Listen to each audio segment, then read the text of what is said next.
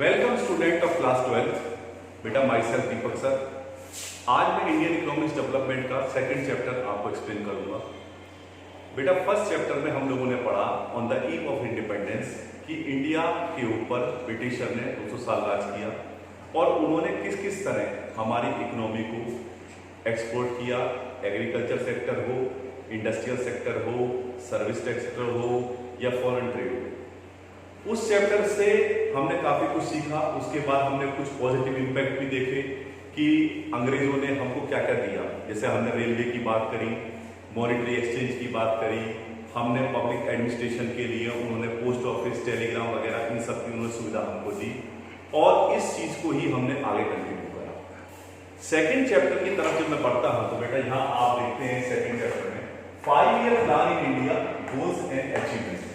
अब मैं सबसे पहले पंचवर्षीय योजना जो 5 year plan board of India लिखा हुआ है उससे पहले थोड़ा कुछ बताना चाहूंगा कि जब हमारा देश आजाद हो गया 1947 में तो Pandit Jawaharlal Nehru was the first prime minister of India. और जब वो फर्स्ट प्राइम मिनिस्टर बने तो एक देश उनको एक ऐसा मिला जिसके पास पैसा नहीं था, जिसके पास खाने को अन्न नहीं था, जिसके पास ना कोई शिक्षा की व्यवस्था थी, ना कोई चिकित्सा की सुविधा थी और एक भूखा और गरीब राष्ट्र मिला। तो पंडित जवाहरलाल नेहरू जो हमारे फर्स्ट प्राइम मिनिस्टर थे उन्होंने सबसे पहले इकोनॉमिक प्लानिंग करी। इकोनॉमिक प्लानिंग को जो हम यहाँ पर देख रहे हो, इकोनॉमिक प्लानिंग मैंने लिखा। इकोनॉमिक प्लानिंग के अंदर ये होता है कि जो भी हमारे पास रिसोर्सेज हैं उन रिसोर्सेज को हम इस तरह से इस्तेमाल करें जो हमारे देश की प्रायोरिटीज है उनको हम पूरा कर सकें। मान लीजिए मुझे ये पता है कि मेरे पास रिसोर्सेज कम है, उसके बाद भी मुझे उन रिसोर्सेज को इस तरह यूटिलाइज करना है जिससे हमारा डिफरेंट सेक्टर का डेवलपमेंट हो, नेशनल प्रायोरिटी को हम पूरा कर सकें। पंडित जवाहरलाल नेहरू ने जब इकोनॉमिक प्लानिंग की तो 1950 में हमारे यहाँ प्लानिंग कमीशन एस्टेब्लिश हुआ। इसके बारे में मैंने यहाँ कहा प्लानिंग कमीशन जो एस्टेब्लिश हुआ 1950 में हुआ। प्रोफेसर पीसी महालनोबिस ये प्रोफेसर थे जिनको जनक कहा जाता है, फादर कहा जाता है प्लानिंग कमीशन का। हमारे यहाँ प्लानिंग कमीशन इन्हीं की है। आज हम 2020 में की बात कर रहे हैं। आज हमारे पास प्लानिंग कमीशन का नाम चेंज हो गया है जो इन फरवरी 2015 प्लानिंग कमीशन को रिप्लेस करके हमने नीति आयोग बनाया। तो प्लानिंग कमीशन का हमने नाम चेंज कर दिया लेकिन प्लानिंग कमीशन का काम वही चल रहा है। जब पंचवर्षीय योजना की मैं बात करता हूं तो 5 ईयर प्लान की हम बात करते हैं। 5 ईयर प्लान जैसे आज हम बात कर रहे हैं, इस समय 12वीं पंचवर्षीय यानी कि 12th आपका 5 ईयर प्लान चल रहा है। और 5 ईयर प्लान चलाने के पीछे हमारा रीजन यही था कि इंडिया एक डेवलप्ड कंट्री बन जाए। इस समय राइट नाउ हम एक डेवलपिंग कंट्री हैं। हमारे पास जो एजुकेशन उस समय थी कुल नियरली 10-12% थी जो बढ़ के आज हम 64 तक पहुंच गए हैं। गरीबी हमारे यहाँ बहुत ज्यादा थी जो आज कुल हमारे यहाँ 22.9% रह गई है। हमारे पास उस समय मेडिकल फैसिलिटी नहीं थी जो काफी मेडिकल फैसिलिटी में हम लोग आगे बढ़ गए हैं। उसके बाद लोगों के रहन सहन में परिवर्तन आया है, इंप्रूवमेंट आया है। लोगों के शिक्षा, चिकित्सा हर क्षेत्र में हमने डेवलप किया है और ये डेवलपमेंट हम इसलिए कर रहे हैं इन्हीं योजना के तहत जिससे हम लोग एक डेवलप कंट्री बन जाएं। मान लीजिए फॉर एग्जांपल मैं यूएसए से इंडिया की तुलना करता हूं तो यूएसए में अगर मैं बात करता हूं तो 95% लोग एजुकेटेड हैं, इंडिया में 64 है। तो हम उसी डायरेक्शन की तरफ जा रहे हैं कि हमारे यहां भी 95% हो जाए, गरीबी हमारे यहां काफी हद तक और कम हो जाए, लोगों का जीवन यापन और अच्छा हो जाए। तो ये 5 ईयर प्लान में हम लोगों ने इन्हीं बातों को ध्यान रखा। 5 ईयर प्लान की जो हमें नीड हुई वो इसलिए हुई क्योंकि अंग्रेजों के टाइम पर मैंने एक फीचर्स बताई थी कि हमारी इकोनॉमी स्टैग्नेंट थी यानी कि धीरे धीरे बढ़ रही थी और बैकवर्ड थी। पर कैपिटल इनकम हमारे यहाँ बहुत कम थी और लोगों के पास खाने के लिए अन्न नहीं था। हमने 5 ईयर प्लान में सबसे पहले जो हमारा देश भूखा था उसे पर्याप्त अन्न की व्यवस्था करी। क्योंकि जब तक पेट नहीं भरेगा तब तक विकास नहीं हो पाएगा। ये नीड को ध्यान में रखते हुए हमने डायरेक्टिव प्लानिंग करी और comprehensive planning. Need for the planning in India directive planning है, एक कॉम्प्रिहेंसिव प्लानिंग है।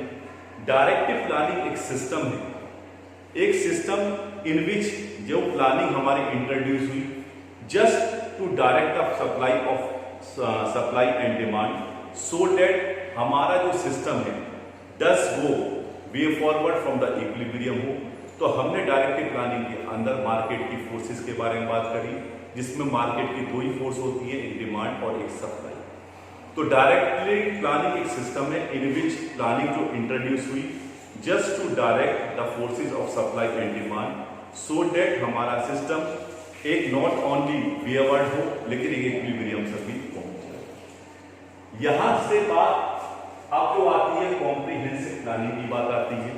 तो कॉम्प्रिहेंसिव प्लानिंग एक सिस्टम है, हमने कहा ये सिस्टम जिसमें गवर्नमेंट आपका हर सेल अपने आप को पार्टिसिपेट करती है in the process of growth and आपका डेवलपमेंट। तो ऊपर वाले में हमने क्या समझा, यहां पर हमने जो बात करी मार्केट की फोर्सेस की बात करी, यहां मैंने जो बात करी वो तो सबसे पहले हम लोगों ने इकोनॉमिक प्लानिंग की बात करी, प्लानिंग कमीशन की बात करी जो प्रोफेसर पीसी मानरोस ने शुरू करे। 1950 में फर्स्ट जो यहाँ पर प्लानिंग कमीशन एस्टेब्लिश हुआ। 1951 में फर्स्ट 5 ईयर प्लान लॉन्च हुआ। इस समय 12वीं पंचवर्षीय योजना की हम बात कर रहे हैं। नीड क्या थी प्लानिंग ऑफ इंडिया की, तो एक डायरेक्टिव प्लानिंग करी, इसके अंदर एक हमने कॉम्प्रिहेंसिव प्लानिंग करी। तो यहां तक तो हमें पता पड़ गया, क्योंकि नीड इसलिए थी क्योंकि हमारी जो इकोनॉमी थी वो रुक रुक के बढ़ रही थी और बहुत ही बैकवर्ड थी, पर कैपिटल इनकम हमारे यहाँ बहुत थी। अब जब हम ब्लैक बोर्ड की तरफ यहाँ पर आते हैं तो यहाँ पर लिखा हुआ types of economics. Types of economics अगर देखिए हम बात करें इकोनॉमिक्स में तो पूरे वर्ल्ड में 3 तरह की इकोनॉमी चलती है, एक है सोशलिस्ट, एक है कैपिटलिस्ट और एक है मिक्स्ड। तो सबसे पहले नंबर 1 हम जो बात करेंगे वो सोशलिस्ट की बात करेंगे। सोशलिस्ट की हम इसलिए बात कर रहे हैं बेटा कि इसका मतलब क्या है, सॉरी कैपिटलिस्ट इकोनॉमी की हम लोग बात कर रहे हैं तो इसका मतलब क्या है। देखिए बेटा कैपिटलिस्ट इकोनॉमी के अंदर हम लोग ये कहते हैं कि ये पूंजीपतियों की इकोनॉमी। यहां पर हमारे यहाँ पूंजीपति जो धनाढ्य लोग हैं वो पैसा लगाते हैं। फॉर एग्जाम्पल अगर वो 100 रुपए लगाएंगे तो 150 रुपए कमाएंगे, तो सोशल वेलफेयर उनके लिए कोई मायने नहीं रखता। तो हमने यहां पर कहा एक कैपिटलिस्ट इकोनॉमी जो डिफाइन करें इन विच यहां प्रोडक्शन ओन होता है इंडिविजुअल द्वारा, इंडिविजुअल फ्री होता है अपनी इकोनॉमिक डिसीजन के लिए, और इस इकोनॉमी का जो उद्देश्य है वो प्रॉफिट का है कि भाई इनका जो प्रॉफिट है वो मैक्सिमम हो। यहां जो हमारी बात है वो मैक्सिमम प्रॉफिट की हम लोगों ने बात की। बेटा इस के कुछ गुण भी हैं, कुछ मेरिट्स भी हैं, कुछ डिमेरिट्स भी हैं। जहां तक मैं कहता हूं क्योंकि यहां पर ये इकोनॉमी सेल्फ इंटरेस्ट की बात करती है, प्रॉफिट की बात करती है, तो जीडीपी बढ़ती है। तो जीडीपी बढ़ाने के लिए तो हमारी ये इकोनॉमी बहुत अच्छी है, लेकिन ये यहां पर सोशल वेलफेयर नहीं करती। तो सोशल वेलफेयर नहीं करती, जो इंडिया एक गरीब राष्ट्र है तो यहां पर हमारे पास पैसे की कमी है, तो हम इस सिस्टम को नहीं चुन सकते। मैं आपको पंडित जवाहरलाल नेहरू की बात बता रहा हूं कि उन्होंने तीनों सिस्टम में से किस सिस्टम को चुना। तो पहले सिस्टम को हम लोग समझ गए। सेकंड जो हम लोग बात कर रहे हैं बेटा, यहां पर आपसे बात करेंगे हम लोग सोशलिस्ट इकोनॉमी। अब सोशलिस्ट इकोनॉमी की जो हमने बात करी, हमने कहा social economy is the one in which there is a social welfare की बात करी, ओनरशिप ऑफ द मीन्स, चाहे प्रोडक्शन हो चाहे इकोनॉमिक डेवलपमेंट टेक प्लेस करे, यहां पर गवर्नमेंट या उसकी सेंट्रल अथॉरिटी काम करती है, और जो इनका जो उद्देश्य होता है वो सोशल वेलफेयर। यहां पर प्रॉफिट की बात नहीं होती, समाज कल्याण की बात होती। तो हमने कहा सोशल इकोनॉमी के अंदर एक वन है विच देयर इज ए, हमारा सोशल ओनरशिप होती है of the means of production. क्या है, इकोनॉमिक डिसीजन जो टेकन होते हैं वो गवर्नमेंट या उसकी कोई एजेंसी के द्वारा होता है। इसके भी कुछ गुण और कुछ दोष हैं। सबसे पहला गुण तो ये है कि ये यहाँ पर इक्वलिटी लाती है इनकम में, समाज कल्याण को ध्यान में रखती है, तो इसमें लोगों का भला होता है। दूसरा डीमेरिट ये है कि यहाँ पर जीडीपी ग्रोथ स्लो होती है। यहाँ जीडीपी बढ़ती है लेकिन यहाँ जीडीपी ग्रोथ स्लो होती है, ये इसकी एक कमी है। तो उसके बाद यहाँ पर पैसे की आवश्यकता है पूंजीपति की, और यहाँ गवर्नमेंट की सक्षम हो कि वो सोशल वेलफेयर करे, तो दोनों बातें हमारे पास पॉसिबल नहीं है। तो पंडित जवाहरलाल नेहरू ने मिक्स्ड इकोनॉमी को चुना, और मिक्स्ड इकोनॉमी में क्या है, यहां पर mixed economy economy in which most of the जो डिसीजन है वो टेकन बाय होते हैं गवर्नमेंट के द्वारा। सरकार बहुत सारे निर्णय लेती है, एंड इकोनॉमिक एक्टिविटीज जो होती है, आर्थिक जो एक्टिविटीज होती है, वो कंडक्ट होती है मार्केट की फोर्स के द्वारा, जिसमें हम लोग डिमांड और सप्लाई की बात करते हैं। तो ये कैपिटलिस्ट और सोशलिस्ट का मिक्सचर है। मिक्स्ड इकोनॉमी को पंडित जवाहरलाल नेहरू ने चुना क्योंकि हमारे पास पैसे की कमी थी, तो पैसा हम लोग कैपिटलिस्ट से ले लेंगे और सोशल में हम सोशलिस्ट का वेलफेयर को देंगे। तो यहां पर हम लोग सोशल वेलफेयर प्लस प्रॉफिट की बात करेंगे, प्रॉफिट मैक्सिमाइजेशन की, जिससे हमारा देश आर्थिक रूप से मजबूत हो जाए, क्योंकि हमारे पास जो रिसोर्स है उस चीज की भी परेशानी दूर हो जाएगी और सोशल वेलफेयर को भी हम ध्यान रख पाएंगे। तो हमने कहा इसमें द मेरिट क्या है, एक ये कॉम्बिनेशन है हमारा कैपिटलिस्ट और सोशलिस्ट का। On the other hand GDP को भी बढ़ाएगा और वेलफेयर को भी ध्यान रखेगा। हमने कहा प्राइवेट एंटरप्रेन्योर प्रॉफिट भी कमाएंगे और सरकार सोशल जस्टिस को भी ध्यान रखेगी। अब इस इकोनॉमी के कुछ डीमेरिट की बात कर लें। हमने ये कहा कि ये डीमेरिट क्या है, ये गवर्नमेंट सेक्टर ऑफन इन्फेक्टेड होगा करप्शन से, क्योंकि सरकारी महकमों में आप भ्रष्टाचार बढ़ सकता है। दूसरा, यहां पर लो लेवल ऑफ एफिशिएंसी और प्रोडक्टिविटी होगी।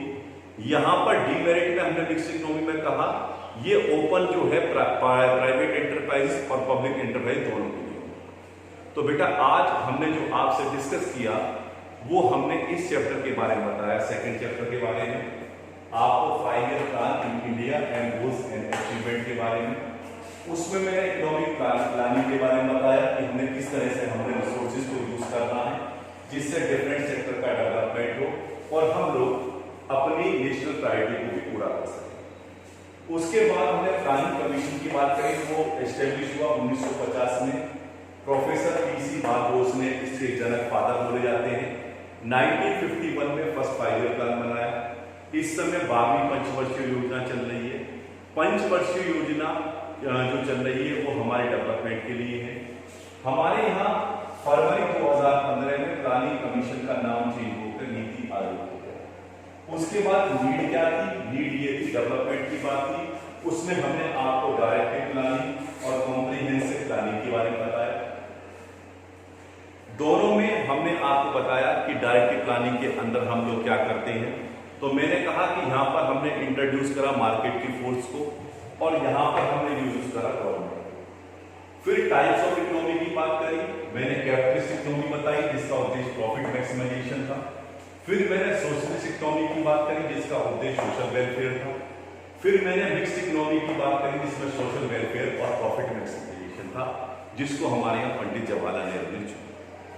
तो बेटा मैं आज इतना ही चैप्टर आपको एक्सप्लेन करूंगा और फिर मैं एक नई वीडियो के साथ आऊंगा जिसमें इसके गोल्स के बारे में, लॉन्ग और शॉर्ट पीरियड के बारे में आपको बताऊंगा। Thank you.